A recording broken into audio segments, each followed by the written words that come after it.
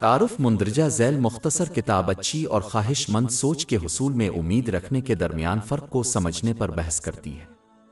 یہ بحث قرآن مجید کے باب 2 البقرہ آیات 78-82 پر مبنی ہے۔ اور ان میں سے ان پر لوگ ہیں جو کتاب تورات و بائبل کو نہیں جانتے مگر وہ صرف گمان کرتے ہیں، پس افسوس ہے ان لوگوں کے لیے جو اپنے ہاتھ سے صحیفہ لکھتے ہیں پھر کہتے ہیں کہ یہ اللہ کی طرف سے ہے تاکہ اس کے بدلے تھوڑی سی قیمت لگائی جائے۔ کتاب کہو کہ ہم کو کبھی سے آگ نہیں چھوئے گی سوائے گنتی کے چند دنوں کے، کہو کیا تم نے اللہ سے عہد لیا ہے، کیونکہ اللہ اپنے عہد کو کبھی نہیں توڑے گا۔ تم اللہ کے بارے میں ایسی بات کہتے ہو جو تم نہیں جانتے۔ ہاں، جس نے برائی کمائی اور اس کے گناہ سے گھیرے ہوئے ہیں وہ اس میں ہمیشہ رہیں گے، لیکن جو لوگ ایمان لائے اور نیک عمل کیے وہ اس میں ہمیشہ رہیں گے۔ زیر بحث اسباق کو نافذ کرنے سے مثبت خصوصیات کو اپنانے میں مدد ملے گی۔ مثبت خصوصیات کو اپنانا دماغ اور جسم کے سکون کا باعث بنتا ہے۔ باب 2 البقرہ آیت 78۔ اور ان میں اہل کتاب ان پڑھ ہیں جو کتاب تورات اور بائبل کو نہیں جانتے سوائے خواہش کے خیال کے، لیکن وہ صرف گمان کرتے ہیں۔ یہ آیت ان لوگوں پر تنقید کرتی ہے جو زبانی طور پر کسی خاص مذہب کی پیروی کا دعویٰ کرتے ہیں لیکن اس کی تعلیمات کو سیکھنے اور اس پر عمل کرنے میں ناکام رہتے ہیں۔ اہل کتاب میں سے بہت سے لوگ اپنے آسمانی صحیفوں کی اندھا دھند تلاوت کریں گے جو انہوں نے پڑھائی اور اس کی وکالت کی تھی، جیسا کہ آج کل کے مسلمانوں کی طرح جو قرآن پاک کو اس کے معنی سمجھے بغیر پڑھتے ہیں۔ نتیجہ یہ نکلا کہ اہل کتاب میں سے یہ ان پڑھ لوگ پھر اپنے بزرگوں اور علماء کی اندھی تقلید کرتے ہیں اور ان کے آسمانی صحیفوں کی تعلیمات کو سمجھے بغیر۔ زیادہ تر معاملات میں یہ ان کی گمراہی کا باعث بنا کیونکہ ان کے بہت سے بزرگوں اور علماء نے جان بوجھ کر دنیاوی چیزوں جیسے مال اور سماجی حیثیت کے حصول کی خاطر اپنے آسمانی صحیفوں کی غلط تشریح کی۔ مثال کے طور پر ان میں سے اکثر نے اسلام کا انکار کیا اور اپنے جاہل پیروکاروں کو اسلام سے انکار کرنے کا مشورہ دیا، حالانکہ انہوں نے اس کی حقانیت کو واضح طور پر تسلیم کیا تھا، جیسا کہ قرآن پاک اور حضرت محمد صلی اللہ علیہ وسلم کے بارے میں ان کے آسمانی صحیفوں میں بحث کی گئی ہے۔ باب 6 الانعام آیت 20۔ جن کو ہم نے کتاب دی ہے وہ اس کو پہچانتے ہیں جیسے اپنے بیٹوں کو پہچانتے ہیں۔ اور باب 2 البقرہ آیت 146۔ جن کو ہم نے کتاب دی ہے وہ اب صلی اللہ علیہ وسلم کو اس طرح جانتے ہیں جیسے وہ اپنے بیٹوں کو جانتے ہیں۔ اور باب 2 البقرہ آیت 78۔ اور ان میں اہل کتاب ان پڑھ ہیں جو کتاب تورات اور بائبل کو نہیں جانتے۔ اس لیے یہ آیت علم الہی کو سیکھنے اور اس پر عمل کرنے میں ناکام ہو کر جہالت کو اپنانے کے خلاف تنبیہ کرتی ہے، کیونکہ یہ اکثر دوسروں کی اندھی تقلید کا باعث بنتا ہے جو کہ اکثر گمراہی کا باعث بنتا ہے۔ باب 6 الانعام آیت 116۔ اور اگر تم زمین والوں میں سے اکثر کا کہنا مانو گے تو وہ تمہیں اللہ کی راہ سے بھٹکا دیں گے۔ وہ صرف گمان کی پیروی نہیں کرتے اور وہ صرف گمان ہی نہیں کرتے۔ یہی ایک وجہ ہے کہ سنن ابن ماجہ نمبر 224 میں موجود حدیث کے مطابق اسلامی علم کو سیکھنا اور اس پر عمل کرنا ہر مسلمان پر فرض ہے۔ ایک مسلمان سے یہ توقع نہیں کی جاتی ہے کہ وہ اسلامی علم کے تمام پیچیدہ اور تفصیلی پہلوؤں کو سمجھے، جیسے اسلامی فقہ کے پیچیدہ پہلو، لیکن ان سے توقع کی جاتی ہے کہ وہ ایمان کے بنیادی عناصر کو قرآن پاک میں زیر بحث لائیں گے اور حضرت محمد صلی اللہ علیہ وسلم کی روایات کو سیکھیں گے، اور ان سے توقع کی جاتی ہے کہ وہ ہدایت کے ان 2 ذرائع کا باقاعدگی سے مطالعہ کریں، سیکھیں اور ان پر عمل کریں۔ زندگی یہ اس بات کو یقینی بنائے گا کہ کوئی شخص اپنے تمام مذہبی امور میں دوسروں کی اندھی تقلید نہ کرے، جس کے نتیجے میں گمراہ ہونے کے امکانات کم ہو جائیں گے۔ باب 2 البقرہ آیت 78۔ اور ان میں اہل کتاب ان پڑھ ہیں جو کتاب تورات اور بائبل کو نہیں جانتے سوائے خواہش کے خیال کے، لیکن وہ صرف گمان کرتے ہیں۔ جہالت انسان کو اللہ تعالیٰ کی سچی اطاعت سے بھی روکتی ہے، جس میں ان نعمتوں کو استعمال کرنا شامل ہے جو اللہ تعالیٰ کی رضا کے لیے انہیں دی گئی ہے۔ جو نعمتیں عطا کی گئی ہیں ان کا صحیح استعمال کیسے کر سکتا ہے جبکہ وہ نہیں جانتا کہ کیسے؟ یہ جاہل لوگ پھر ان نعمتوں کا غلط استعمال کریں گے جو انہیں دی گئی ہیں، اور یہ سمجھ کر کہ وہ راہ راست پر ہیں، جیسا کہ وہ اپنی گفتگو سے اللہ تعالیٰ پر ایمان کا دعویٰ کرتے ہیں۔ یہ رویہ انہیں صرف یہ سمجھ کر ثقافتی طریقوں اور عقائد کو اپنانے کی ترغیب دے گا کہ وہ مذہبی رسومات اور عقائد ہیں۔ یہ صرف مزید گمراہی کا باعث بنے گا، کیونکہ ان میں سے بہت سے اعمال کی جڑیں شرک اور اللہ تعالیٰ کی نافرمانی میں ہیں۔ جب کوئی جاہل مسلمانوں کو دیکھتا ہے تو یہ بات بالکل واضح ہوتی ہے۔ اہل کتاب میں سے جاہلوں نے یہ سمجھا کہ علم الہی کو سیکھنے اور اس پر عمل کرنے میں ناکامی اور اس کے بجائے اپنے دین سے چند عمل سیکھنا ہی نجات کے لیے کافی ہے۔ انہوں نے اپنے ایمان کو چند خالی طریقوں میں بدل دیا اور یہ نہیں سمجھا کہ ان کے ایمان کا مقصد ان کے ہر نیت، قول اور عمل پر اثر انداز ہونا ہے۔ یہ سمجھ صرف اس وقت ہوتی ہے جب کوئی مذہبی علم حاصل کرے اور اس پر عمل کرے۔ افسوس کی بات ہے کہ بہت سے مسلمانوں نے چند جسمانی عبادات پر انحصار کرتے ہوئے ان کے نقش قدم پر چلتے ہوئے یہ فرض کر لیا ہے کہ یہی کامیابی کا راستہ ہے۔ جب کوئی اپنے عقیدے کو اس زبان میں ادا کیے جانے والے چند طریقوں اور رسومات میں بدل دیتا ہے جسے وہ سمجھ نہیں پاتے ہیں، تو اس کا ایمان زندگی کا ایک طریقہ نہیں رہتا۔ جب اگلی نسل ان کے نقش قدم پر چلتی ہے تو یہ صرف وقت کی بات ہے، اس سے پہلے کہ وہ ان چند طریقوں کو ترک کر دیں، یہ سمجھ کر کہ یہ ان کی ثقافت کا صرف ایک حصہ ہے بجائے اس کے کہ ان کا عقیدہ زندگی کا ایک طریقہ ہے۔ مثال کے طور پر مغربی ممالک میں ہجرت کرنے والے بزرگوں نے لباس کے حوالے سے اپنی ثقافت کو برقرار رکھا، لیکن اگلی نسل جو مغرب میں پیدا ہوئی اور پرورش پائی، انہوں نے لباس کے اس طریقے کو یہ سمجھ کر ترک کر دیا کہ یہ صرف ثقافتی عمل ہے، نہ کہ طرز زندگی۔ ثقافت اور فیشن کا مسئلہ یہ ہے کہ وہ ہمیشہ نسل در نسل بدلتے رہتے ہیں، اور اگر عقیدے کو چند ثقافتی طریقوں کے طور پر دیکھا جائے تو یہ بھی وقت گزرنے کے ساتھ ترک کر دیے جائیں گے۔ اہل کتاب یعنی یہود و نصار کے ساتھ بھی یہی ہوا۔ ایک زمانے میں ان کے گرجا گھر اور عبادت گاہیں متلاشی عبادت گزاروں اور علم کے متلاشیوں سے بھری ہوئی تھیں، لیکن جب لوگوں نے علم کو چھوڑ دیا اور صرف چند طریقوں پر انحصار کیا تو اگلی نسل نے ایک قدم آگے بڑھ کر ان چند طریقوں کو بھی ترک کر دیا، اور نتیجتاً ان کی عبادت گاہیں اور گرجا گھر خالی ہو گئے۔ اس کے علاوہ پرانی نسل کے درمیان اس ذہنیت کو اپنانے والوں نے ان چند طریقوں کو اپنایا جو انہوں نے سیکھے تھے، لیکن معاشرے کی عمومی ذہنیت میں تبدیلی کی وجہ سے اگلی نسل ثقافتی طریقوں کو آنکھ بند کر کے نافذ کرنے کی خواہش نہیں رکھتی، اور اکثر یہ سوال بھی کرتی ہے کہ وہ عقیدے کو کیوں اپنائیں اور ان طریقوں پر عمل کرے۔ اگر پرانی نسل اس بات سے ناواقف ہے کہ وہ مسلمان کیوں ہیں تو وہ اگلی نسل کو یہ کیسے سمجھائیں گے؟ جہالت صرف اگلی نسل کو اپنے عقیدے اور ان چند طریقوں کو ترک کرنے کی ترغیب دے گی جو انہیں ان کے بزرگوں نے سکھائے تھے، اور اس کے بجائے اپنی خواہشات کی خدمت کرتے ہوئے زندگی گزارے۔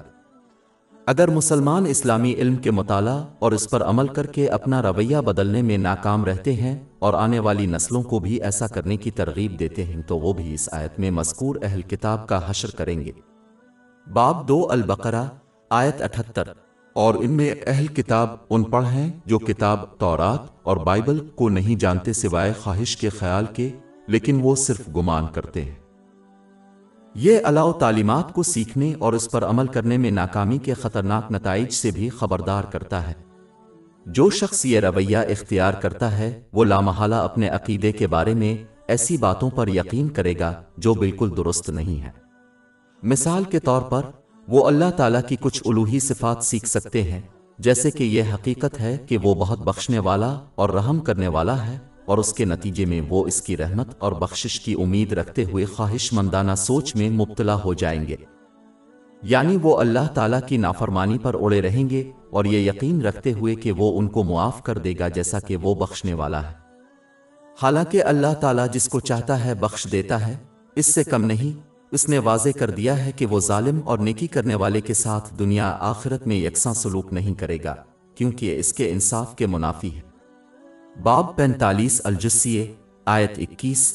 کیا وہ لوگ جو برائیاں کرتے ہیں یہ سمجھتے ہیں کہ ہم ان کو ان لوگوں جیسا کر دیں گے جو ایمان لائے اور نیک عمل کیے، ان کی زندگی اور موت میں برابر کر دیں گے؟ برا ہے وہ جس کا وہ فیصلہ کرتے ہیں۔ اس خواہش مند مفکر کا خیال ہے کہ وہ اللہ تعالیٰ کا احترام ظاہر کر رہے ہیں، جبکہ وہ در حقیقت یہ بتا رہے ہیں کہ وہ انصاف کے ساتھ فیصلہ نہیں کرتا، کیونکہ ان کا خیال ہے کہ وہ نیکی کرنے والے کے ساتھ ظالم کے برابر سلوک کرے گا۔ اللہ تعالیٰ سے امیدیں ہمیشہ اس کی اطاعت سے وابستہ رہتی ہیں۔ جو شخص اخلاص کے ساتھ اس کی اطاعت کی کوشش کرتا ہے، جو نعمتیں عطا کی گئی ہیں ان کو اس کی خوشنودی کے طریقوں سے استعمال کرتا ہے اور اپنے سرزد ہونے والے گناہوں سے سچے دل سے توبہ کرتا ہے، وہ اللہ تعالیٰ کی رحمت اور بخشش کی امید رکھنے کے لائق ہے۔ باب 2 البقرہ آیت 78۔ اور ان میں اہل کتاب ان پڑھ ہیں جو کتاب تورات اور بائبل کو نہیں جانتے سوائے خواہش کے خیال کے، لیکن وہ صرف گمان کرتے ہیں۔ ایک اور گمراہ کن عقیدہ جو لوگ اسلامی تعلیمات کو سیکھنے اور اس پر عمل کرنے میں ناکام رہتے ہیں وہ یہ ہے کہ وہ قیامت اور جہنم کے عذاب کو حقیر سمجھتے ہیں۔ وہ فرض کرتے ہیں کہ مسلمان ہونے کے ناطے وہ مسلمان ہی مریں گے، جس کا مطلب ہے کہ وہ آخرکار جنت میں داخل ہوں گے، چاہے انہیں پہلے جہنم میں سزا دی جائے۔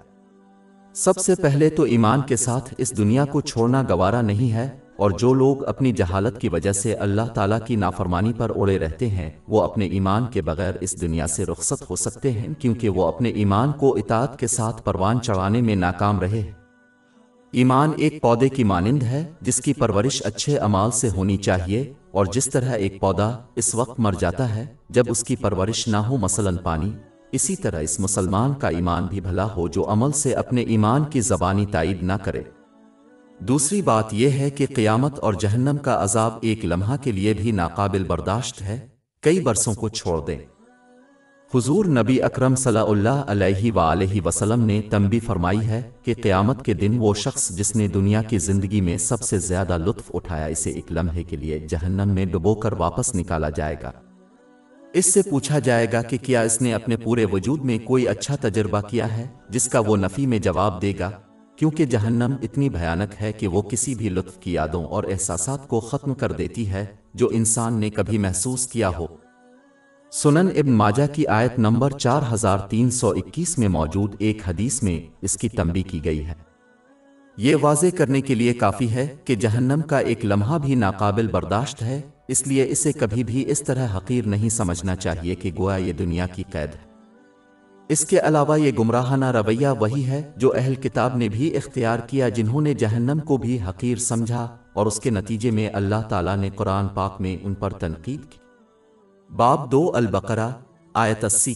اور وہ کہتے ہیں کہ آگ ہمیں کبھی نہیں چھوئے گی سوائے چند گنتی کے دنوں کے، کہو کیا تم نے اللہ سے کوئی عہد لیا ہے؟ کیونکہ اللہ اپنے عہد کو کبھی نہیں توڑے گا، اور تم اللہ کے بارے میں وہ بات کہتے ہو جو تم نہیں جانتے۔ باب 2 البقرہ آیت 78۔ اور ان میں اہل کتاب ان پڑھ ہیں جو کتاب تورات اور بائبل کو نہیں جانتے سوائے خواہش کے خیال کے، لیکن وہ صرف گمان کرتے ہیں۔ جاہل مسلمانوں کی طرف سے اپنایا جانے والا ایک اور کلاسیکی گمراہ کن مفروضہ یہ ہے کہ وہ یہ گمان کرتے ہیں کہ وہ قیامت کے دن کسی مقدس ہستی، روحانی رہنما اور استاد کی شفاعت سے نجات پا جائیں گے، جیسے کہ حضور نبی اکرم صلی اللہ علیہ وآلہ وسلم۔ وہ اللہ تعالیٰ کی نافرمانی پر اڑے رہے۔ اگرچہ حضور نبی اکرم صلی اللہ علیہ وآلہ وسلم کی شفاعت بھی ایک حقیقت ہے، پھر بھی بہت سے مسلمان جہنم میں داخل ہوں گے، اور جیسا کہ پہلے ذکر کیا گیا کہ جہنم میں ایک لمحہ بھی ناقابل برداشت ہے۔ اس کے علاوہ یہ جاہل لوگ یہ سمجھنے سے قاصر ہیں کہ جس طرح حضرت محمد صلی اللہ علیہ وسلم مسلمانوں کی شفاعت کریں گے، اسی طرح وہ ان لوگوں کے خلاف بھی گواہی دیں گے جنہوں نے قرآن پاک کو سیکھنا اور اس پر عمل کرنا چھوڑ دیا۔ باب 25 الفرقان آیت 30۔ اور رسول نے کہا ہے کہ اے میرے رب، میری قوم نے اس قرآن کو ترک کر دیا ہے۔ کوئی بھی کسی چیز کو قبول کرنے اور لینے کے بعد ہی چھوڑ سکتا ہے، لہذا ظاہر ہے کہ اس سے مراد مسلمان ہیں، کیونکہ انہوں نے قرآن پاک کو رسول اللہ صلی اللہ علیہ وسلم سے لیا ہے۔ قیامت کے دن جس شخص کے خلاف حضور نبی اکرم صلی اللہ علیہ وآلہ وسلم گواہی دیں گے، اس کا تعین کرنے کے لیے کسی عالم کی ضرورت نہیں ہے۔ یہ جاہل لوگ یہ سمجھتے ہیں کہ چونکہ وہ نبی کریم صلی اللہ علیہ وسلم کی امت میں سے ہیں، ان کے اعمال کی پرواہ کیے بغیر انہیں بخش دیا جائے گا۔ یہ وہی گمراہانہ رویہ تھا جو اہل کتاب نے اختیار کیا، جس پر اللہ تعالیٰ نے قرآن پاک میں تنقید کی ہے۔ باب 5 الماد آیت 18۔ لیکن یہود و نصار کہتے ہیں کہ ہم اللہ کے فرزند اور اس کے محبوب ہیں۔ کہو پھر وہ تمہیں تمہارے گناہوں کی سزا کیوں دیتا ہے؟ بلکہ تم انسان ہو ان میں سے جن کو اس نے پیدا کیا ہے۔ وہ جسے چاہتا ہے بخش دیتا ہے اور جس کو چاہتا ہے عذاب دیتا ہے۔ ایک جاہل جو اسلامی علم کو سیکھنے اور اس پر عمل کرنے میں ناکام رہے گا، وہ یہ سمجھے گا کہ ان کے لیے اللہ تعالیٰ کی روایت بدل دی جائے گی، یعنی اگرچہ اس نے سابقہ قوموں کو سزا دی ہے اور ان کو عذاب دے گا جنہوں نے اس کی مسلسل نافرمانی کی، جاہل کا خیال ہے کہ یہ روایت ان کے لیے بدل دی جائے گی، لیکن وہ یہ سمجھنے سے قاصر ہیں کہ اللہ تعالیٰ کی روایت کسی اور قوم کے لیے نہیں بدلتی۔ باب 35 فاطر آیت 43۔ پھر کیا وہ پہلے لوگوں کے راستے کے سوا انتظار کر رہے ہیں؟ لیکن تم اللہ کی راہ میں کبھی کوئی تبدیلی نہیں پاؤ گے اور اللہ کی راہ میں کبھی کوئی تبدیلی نہیں پاؤ گے۔ باب 2 البقرہ آیت 78۔ اور ان میں اہل کتاب ان پڑھ ہیں جو کتاب تورات اور بائبل کو نہیں جانتے سوائے خواہش کے خیال کے، لیکن وہ صرف گمراہ کن مفروضہ جو جاہل مسلمانوں نے اپنایا ہے وہ یہ ہے کہ وہ یہ گمان کرتے ہیں کہ وہ قیامت کے دن جہنم سے بچ جائیں گے کیونکہ وہ حضور نبی اکرم صلی اللہ علیہ وآلہ وسلم اور آپ کے صحابہ کرام رضی اللہ عنہم سے محبت کا دعویٰ کرتے ہیں، اگرچہ وہ اس کی روایات کو سیکھ کر اور اس پر عمل کر کے اس محبت کو عمل سے ثابت کرنے میں ناکام رہتے ہیں۔ وہ یہ یاد نہیں رکھتے کہ پچھلی امتیں بھی اپنے انبیاء علیہم السلام سے محبت کا دعویٰ کرتی ہیں، لیکن وہ قیامت کے دن ان کے ساتھ نہیں ہوں گی کیونکہ وہ عملی طور پر ان کے نقش قدم پر چلنے میں ناکام رہی ہیں۔ یہی نتیجہ ان مسلمانوں کے ساتھ بھی ہوگا جو عملی طور پر حضور نبی اکرم صلی اللہ علیہ وآلہ وسلم کے نقش قدم پر چلنے میں ناکام رہتے ہیں، جس میں ان نعمتوں کو استعمال کرنا شامل ہے جو اللہ تعالیٰ کی خوشنودی کے لیے دی گئی ہیں، جیسا کہ اس میں بیان کیا گیا ہے۔ قرآن پاک اور نبی کریم صلی اللہ علیہ وسلم کی روایات، اس کی طرف بہت سی آیات میں اشارہ کیا گیا ہے، جیسے باب 4 النساء آیت 69۔ اور جو اللہ اور رسول کی اطاعت کرے گا وہ ان لوگوں کے ساتھ ہوں گے جن پر اللہ نے انبیاء، ثابت قدمی کرنے والے، شہداء اور صالحین کا فضل کیا ہے، اور بہترین ہیں وہ صحابہ کے طور پر۔ یہ آیت واضح کرتی ہے کہ یہ نتیجہ صرف ان لوگوں کے لیے ہے جو عملی طور پر اللہ تعالیٰ اور اس کے رسول محمد صلی اللہ علیہ وسلم کی اطاعت کرتے ہیں، ان لوگوں کے لیے نہیں جو صرف اپنے الفاظ سے محبت کا دعویٰ کرتے ہیں۔ باب 2 البقرہ آیت 78۔ اور ان میں اہل کتاب ان پڑھ ہیں جو کتاب تورات اور بائبل کو نہیں جانتے سوائے خواہش کے خیال کے، لیکن وہ صرف گمان کرتے ہیں۔ نتیجہ اخذ کرنے کے لیے دوسروں کے گمراہ ہونے سے بچنے اور اللہ تعالیٰ، بزرگی، قرآن کریم، حضور نبی اکرم صلی اللہ علیہ وآلہ وسلم اور آخرت کی زندگی کے بارے میں غلط عقائد کو اپنانے سے بچنے کا واحد طریقہ سیکھنا اور عمل کرنا ہے، قرآن پاک اور نبی کریم صلی اللہ علیہ وسلم کی روایات پر۔ اس سے وہ اس بات کو یقینی بنائے گا کہ وہ ان نعمتوں کو استعمال کریں جو انہیں اللہ تعالیٰ کی رضا کے لیے دی گئی ہیں، جیسا کہ قرآن پاک اور رسول اکرم صلی اللہ علیہ وسلم کی روایات میں بیان کیا گیا ہے۔ اس سے ذہنی سکون اور دونوں جہانوں میں کامیابی حاصل ہوتی ہے۔ باب 16 النحل آیت 97۔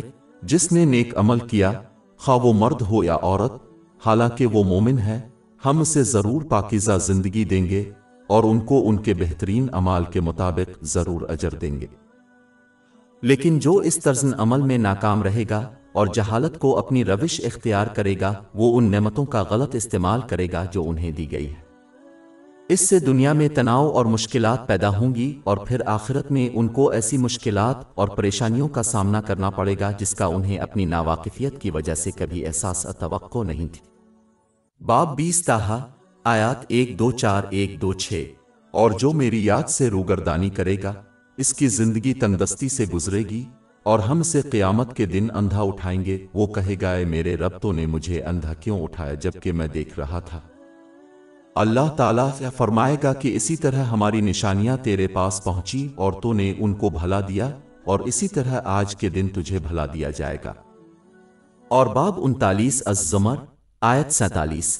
اور اگر ظالموں کے پاس زمین کی ساری چیزیں اور اس کے ساتھ اتنی ہی چیزیں ہوتی تو وہ قیامت کے دن بدترین عذاب سے اس کے ذریعے اپنے آپ کو فدیہ میں لے لیتے، اور ان پر اللہ کی طرف سے وہ چیز ظاہر ہوگی جس کا انہوں نے خیال نہیں کیا تھا۔ باب 2 البقرہ آیات 79 تا 82۔ پس ہلاکت ہو ان لوگوں کے لیے جو اپنے ہاتھ سے کتاب لکھتے ہیں، پھر کہتے ہیں کہ یہ اللہ کی طرف سے ہے، ताकि उसके बदले थोड़ी कीमत ले ले। उनके लिए अफसोस है जो उनके हाथों ने लिखा है, और उनके लिए अफसोस है जो वो कमाते हैं। और वो अहल किताब कहते हैं कि हमको आग हरगिज नहीं छुएगी सिवाय चंद गिनती के दिनों के। कहो, क्या तुमने अल्लाह से कोई अहद लिया है? क्योंकि अल्लाह अपने अहद को कभी नहीं तोड़ेगा। और तुम अल्लाह के बारे में वो बात कहते हो जो तुम नहीं जानते। हाँ, जिसने बुराई कमाई और उसके गुनाहों ने उसे घेर लिया, वो इसमें हमेशा रहेंगे, इसमें हमेशा रहेंगे। अल्लाह ताला इन अहल किताब पर तनकीद करता है जिन्होंने जानबूझकर अपने आसमानी सहीफों में रद्दोबदल और गलत तशरीह की ताकि दुनियावी चीज़ें हासिल की जाएं, जैसे कि दौलत और क़ियादत। मिसाल के तौर पर वो अलाउ कानून को बदलने के लिए अमीरों से रिश्वत लेते थे ताकि उन्हें अपनी दुनियावी ख्वाहिशात की तकमील के जरिए गुनाह करने की रियायत दी जाए। यहाँ तक कि उन्होंने अपने नाबीना पैरोकारों को इस्लाम कबूल करने से रोकने के लिए हुजूर नबी अकरम सल्लल्लाहु अलैहि वसल्लम और अपने आसमानी सहीफों में मज़कूर कुरान पाक की तफसील को तब्दील कर दिया। बाब 6 अल-इनाम आयत 20। जिनको हमने किताब दी है वो इसको इस तरह पहचानते हैं जैसे अपने बेटों को पहचानते हैं। और बाब 2 अल-बकरा आयत 146। जिनको हमने किताब दी है वो अब सल्लल्लाहु अलैहि वसल्लम को इस तरह जानते हैं जैसे अपने बेटों को जानते हैं। और बाब 2 अल-बकरा आयत 79। बस हलाकत हो इन लोगों के लिए जो अपने हाथ से सहीफा लिखते हैं, फिर कहते हैं कि ये अल्लाह की तरफ से है ताकि उसके बदले थोड़ी कीमत ले ले। लेकिन अल्लाह ताला उनको मुतनब्बे करता है कि खा वो जितनी भी दुनियावी चीज़ें हासिल कर ले, वो इसके मुकाबले में छूटी होंगी अगर वो अपने सहीफों पर सख्ती से अमल करते हुए अल्लाह ताला की इताअत करते हैं। ज़हनी सुकून और दोनों जहानों में कामयाबी उन लोगों को मिलती है जो सही बर्ताव करते हैं। वो एक समंदर की तरह है जो कतरा कतरा अपने ईमान पर समझौता करके हासिल कर सकता है। बाब 16 अल-नहल आयत 97। जिसने नेक अमल किया, खा वो मर्द हो या औरत, हालांकि वो मोमिन है, हम उसे ज़रूर पाकीज़ा ज़िंदगी देंगे और उनको उनके बेहतरीन अमाल के मुताबिक ज़रूर अजर देंगे। इसके अलावा अपने ईमान पर समझौता करने से जो दुनियावी चीज़ें हासिल होती हैं वो उनके लिए तनाव, परेशानी और अफसुर्दगी का बाइस बन जाती हैं, क्योंकि उनके उठाने वाले पर दुनियावी नेमतों के असरात को अल्लाह ताला ही कंट्रोल करता है और वही कंट्रोल करता है लोगों के रूहानी दिल, ज़हनी सुकून का घर। यही वजह है कि दुनियावी आसाइशों में डूबे हुए लोगों को अक्सर देखा जाएगा कि वो लोग जो किसी दूसरे के मुकाबले में ज़्यादा ज़हनी मसाइल जैसे परेशानी, डिप्रेशन और खुदकुशी के रुझानात का शिकार है। ये वाज़े तौर पर जाहिर करता है कि ज़हनी सुकून के बगैर तमाम दुनियावी नेमतें और आसाइशें मामूली हैं, बिल्कुल इसी तरह जैसे आयत 79 में बयान किया गया है। बाब 20 ताहा आयत 1-2-4-1-2-6। और जो मेरी याद से रूगरदानी करेगा, इसकी जिंदगी तंगदस्ती से गुजरेगी और हम से क़यामत के दिन अंधा उठाएंगे। वो कहेगा, ऐ मेरे रब, तो ने मुझे अंधा क्यों उठाया जबकि मैं देख रहा था। अल्लाह ताला फरमाएगा कि इसी तरह हमारी निशानियां तेरे पास पहुंची और तूने उनको भला दिया, और इसी तरह आज के दिन तुझे भला दिया जाएगा। इस दुनियावी और आखिरत की सज़ा उन लोगों के लिए जो अलाउ तालीमात से समझौता करते हैं और जानबूझकर उनकी गलत तशरीह करते हैं और अपने आप को और दूसरों को उन नेमतों का गलत इस्तेमाल करने की रियायत देते हैं जो उन्हें अता की गई हैं। आयत 79 के आखिर में इशारा किया गया है। बाब 2 अल-बकरा आयत 79। उनके लिए अफसोस है जो उनके हाथों ने लिखा है, और उनके लिए अफसोस है जो वो कमाते हैं। लानत किसी को अल्लाह ताला की रहमत से दूर कर देती है जो उन्हें इस दुनिया आखिरत में ज़हनी सुकून और कामयाबी हासिल करने से रोकती है, चाहे वो दुनियावी चीज़ों को हासिल करने के लिए क्यों ना हो। इसके अलावा हुजूर नबी अकरम सल्लल्लाहु अलैहि वसल्लम ने सुनन इब्न माजा नंबर 253 में मौजूद एक हदीस में तंबीह की है कि दुनियावी चीज़ों के लिए इस्लामी इल्म हासिल करना जैसे दूसरों को दिखावे का बाइस बनता है जहन्नम में दाखिल। बाब 2 अल-बकरा आयत 79। बस हलाकत है इन लोगों के लिए जो अपने हाथ से सहीफा लिखते हैं, फिर कहते हैं कि ये अल्लाह की तरफ से है ताकि उसके बदले थोड़ी कीमत ले ले। उनके लिए अफसोस है जो उनके हाथों ने लिखा है, और उनके लिए अफसोस है जो वो कमाते हैं। اس رویے کی ایک شاخ یہ ہے کہ جب نام نہاد اسلامی اسکالرز ایسے اقدامات کی وکالت کرتے ہیں جن کی جڑیں قرآن پاک اور رسول اکرم صلی اللہ علیہ وسلم کی روایات میں نہیں ہیں، تاکہ پیروی جمع کرنے کے لیے یہ دعویٰ کیا جائے کہ وہ کیا ہے وکیل اللہ تعالیٰ کی طرف سے ہے۔ نجتا ان کے جاہل پیروکار ان طریقوں کو اللہ تعالیٰ کی طرف سے مانتے ہوئے پکڑے ہوئے ہیں اور ان علماء کو اپنا روحانی پیشوا مانتے ہیں جن کی اطاعت ہر حال میں لازم ہے۔ مسلمانوں کو اس قسم کے لوگوں سے بچنا چاہیے اور اس کے بجائے قرآن پاک اور رسول اللہ صلی اللہ علیہ وسلم کی سنتوں کو سیکھنا اور اس پر عمل کرنا چاہیے اور دوسرے تمام اعمال سے گریز کرنا چاہیے، خواہ وہ اچھے کام ہی کیوں نہ ہوں۔ کوئی دوسری چیزوں پر اتنا ہی کم عمل کرے گا کہ وہ ہدایت کے دو ذرائع پر عمل کرے گا، جس کے نتیجے میں وہ گمراہی کا باعث بنتا ہے۔ یہی ایک وجہ ہے کہ حضور نبی اکرم صلی اللہ علیہ وآلہ وسلم نے سنن ابو داؤد نمبر 4606 میں موجود ایک حدیث میں تنبیہ فرمائی ہے کہ ہر وہ چیز جس کی جڑیں دو منابع ہدایت میں نہ ہوں وہ رد کر دی جائے گی۔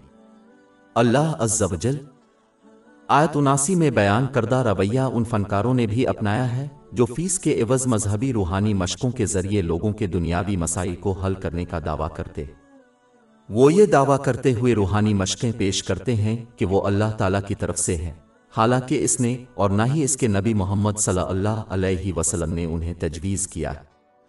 ان لوگوں سے ہر حال میں اجتناب کرنا چاہیے کیونکہ یہ صرف مسلمانوں کو اللہ تعالیٰ پر بھروسہ کھونے کی ترغیب دیتے ہیں اور یہ مسلمانوں کو قرآن پاک کی تعلیمات اور حضرت محمد صلی اللہ علیہ وسلم کی روایات سے دور کرتے ہیں، جو گمراہی کی طرف جاتا ہے۔ باب 2 البقرہ آیت 79۔ پس ہلاکت ہے ان لوگوں کے لیے جو اپنے ہاتھ سے صحیفہ لکھتے ہیں پھر کہتے ہیں کہ یہ اللہ کی طرف سے ہے تاکہ اس کے بدلے تھوڑی قیمت لے لے۔ ان کے لیے افسوس ہے جو ان کے ہاتھوں نے لکھا ہے اور ان کے لیے افسوس ہے جو وہ کماتے ہیں۔ اللہ تعالیٰ کے اس رویے پر کڑی تنقید کی ایک وجہ یہ ہے کہ یہ دوسرے لوگوں کی گمراہی کا باعث بنتا ہے۔ گمراہ کن رویہ اپنانا کافی برا ہے، لیکن اللہ تعالیٰ کی نظر میں یہ اس سے بھی زیادہ برا ہو جاتا ہے جب کسی کا عمل دوسروں کی گمراہی کا باعث بنتا ہے۔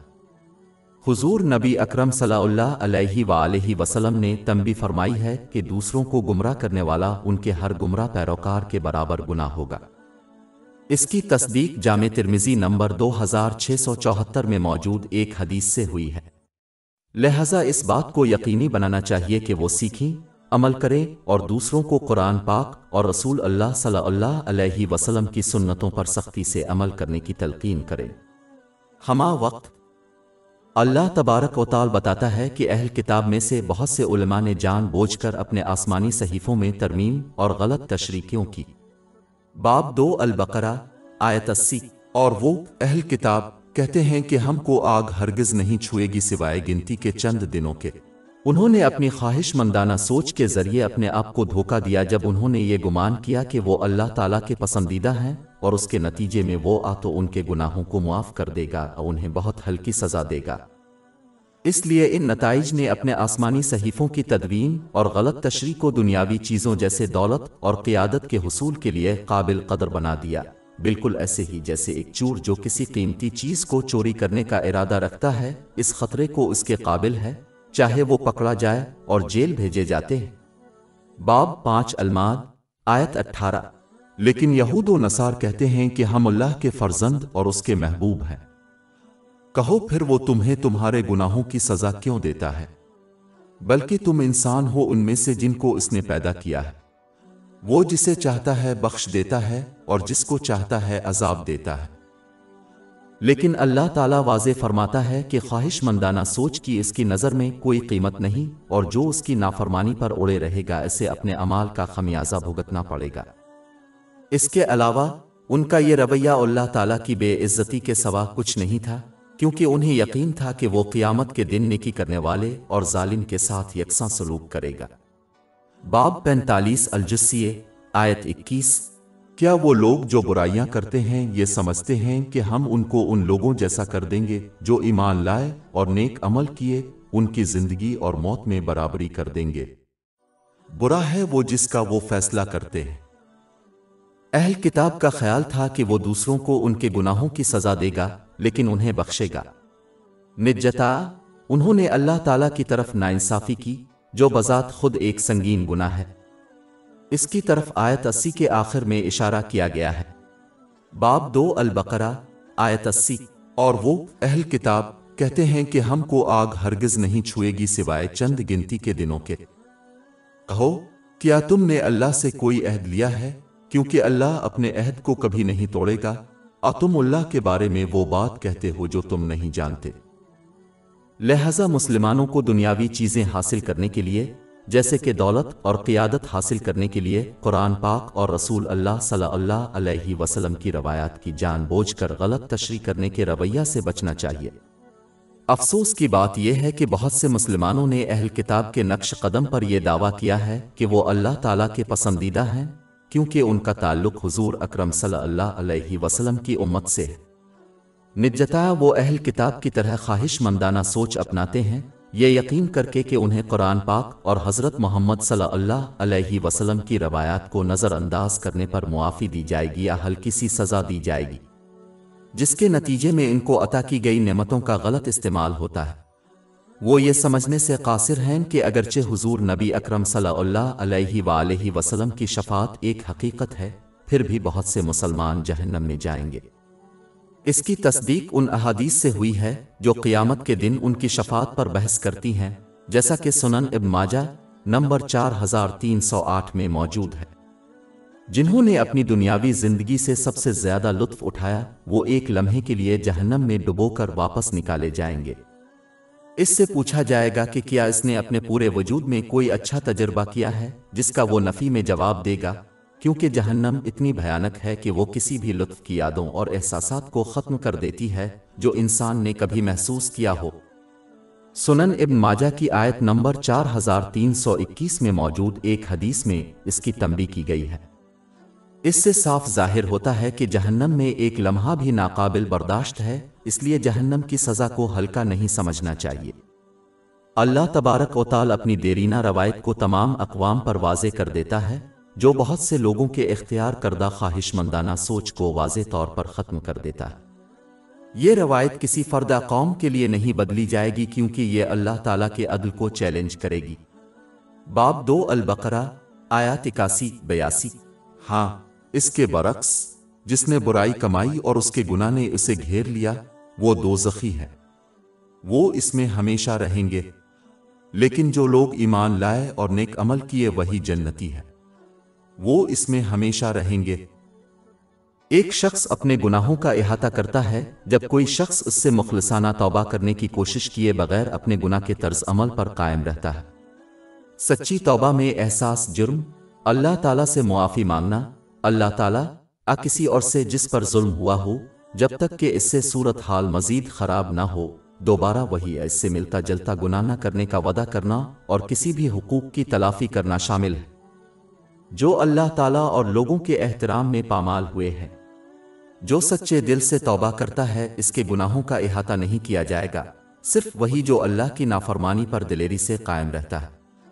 اللہ تبارک و تعالی یہ بھی واضح فرماتا ہے کہ دنیا آخرت میں کامیابی اس کے بغیر ممکن نہیں ہے کہ عمل صالح کے ذریعے اپنے ایمان کو درست کیا جائے، جس میں ان نعمتوں کو استعمال کرنا شامل ہے جو اللہ تعالیٰ کو راضی کرنے کے لیے دی گئی ہیں، جیسا کہ آیت کریمہ میں بیان کیا گیا ہے۔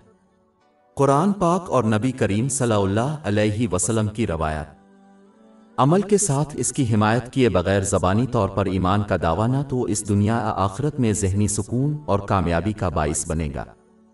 درحقیقت جو اپنے ایمان کو عملی جامہ پہنانے میں ناکام رہتا ہے وہ اپنے ایمان کے بغیر اس دنیا سے جانے کا خطرہ مول لیتا ہے، جو کہ سب سے بڑا نقصان ہے۔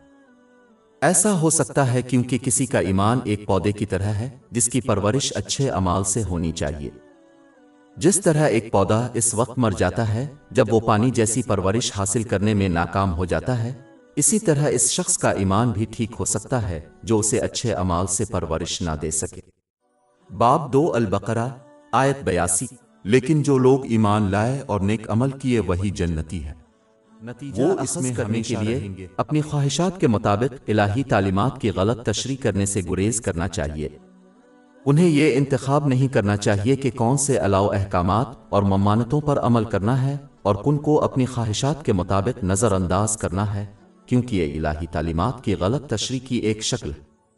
انہیں یہ فرض کر کے خواہش مندانہ سوچ کو اپنانے سے گریز کرنا چاہیے کہ وہ اللہ تعالیٰ کی اطاعت کو نظر انداز کر سکتے ہیں، پھر بھی دونوں جہانوں میں ذہنی سکون اور کامیابی حاصل کر سکتے ہیں۔ یہ رویہ دونوں جہانوں میں مصیبت ہی کا باعث بنتا ہے۔ باب 20 طٰہٰ آیات 1-2-4-1-2-6 اور جو میری یاد سے روگردانی کرے گا اس کی زندگی تندرستی سے گزرے گی، اور ہم سے قیامت کے دن اندھا اٹھائیں گے، وہ کہے گا اے میرے رب تو نے مجھے اندھا کیوں اٹھایا جبکہ میں دیکھ رہا تھا۔ اللہ تعالیٰ فرمائے گا کہ اسی طرح ہماری نشانیاں تیرے پاس پہنچی اور تو نے ان کو بھلا دیا، اور اسی طرح آج کے دن تجھے بھلا دیا جائے گا۔ اس کے بجائے انہیں چاہیے کہ وہ خلوص دل سے اللہ تعالیٰ کی اطاعت کریں، ان نعمتوں کو استعمال کرتے ہوئے جو انہیں اس کی خوشنودی کے لیے دی گئی ہیں، جیسا کہ قرآن پاک اور حضرت محمد صلی اللہ علیہ وسلم کی روایات میں بیان کیا گیا ہے۔ یہ رویہ ذہنی سکون اور دونوں جہانوں میں کامیابی کا باعث بنتا ہے۔ باب 16 النحل آیت 97 جس نے نیک عمل کیا، خواہ وہ مرد ہو یا عورت، حالانکہ وہ مومن ہے، ہم اسے ضرور پاکیزہ زندگی دیں گے اور ان کو ان کے بہترین اعمال کے مطابق ضرور اجر دیں گے۔ ہماری ویب سائٹ www.shayk.com پر 500 سے زیادہ مفت e books, audio books, infographics, podcast اور بلاگ دستیاب ہیں۔